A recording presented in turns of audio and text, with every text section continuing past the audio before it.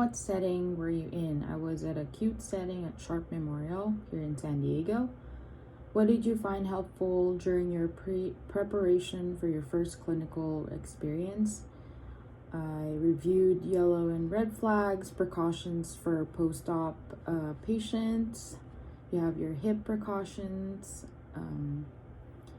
cardiac patients, what is a RPM scale means, and how do you give that instruction to a patient? What are the spine precautions? What would you recommend to a classmate who will be completing their first clinical experience in a similar setting to prepare for their clinical rotation? Make sure to review what's an orthostatic hypotension, what are the signs and symptoms, and how it presents. Also review the FIM scores.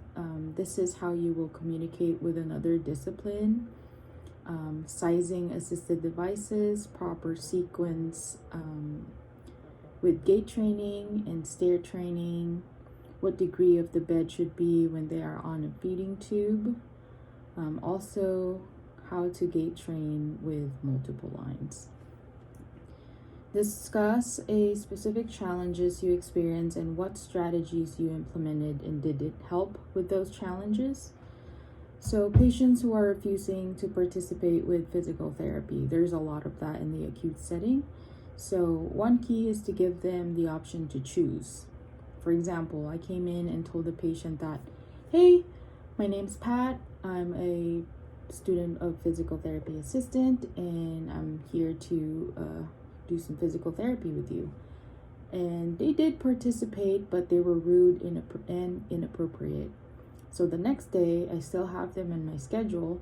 Instead of coming in and telling them to participate with me right away, I gave them a choice and an option to feel a sense of control. I asked if I could come in the afternoon, that I would tell the nurse to pre-medicate so that they could participate with less pain. And when I came back in the afternoon, immediately the treatment was so much better.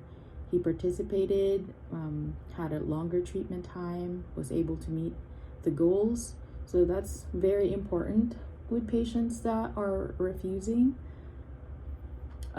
is giving them a sense of control over how they want their treatment day will be looking like. Discuss expectations of your CI and facilities, such as time management, documentation, patient safety, interventions, discharge planning, and anything else you think is important. Make sure to do a thorough review of the patient's medical record, from what happened during the physical therapy evaluation, what are the short physical therapy goals that were created, what activities the patient can do and not do, and what are the yellow and red flags to watch out for. Also, practice the body mechanics and make sure safety first.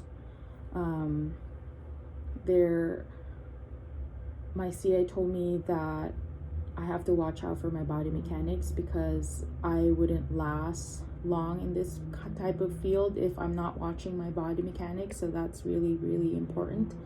And also making sure that the bed is locked, the bed alarm is on, call light within reach, before leaving the room.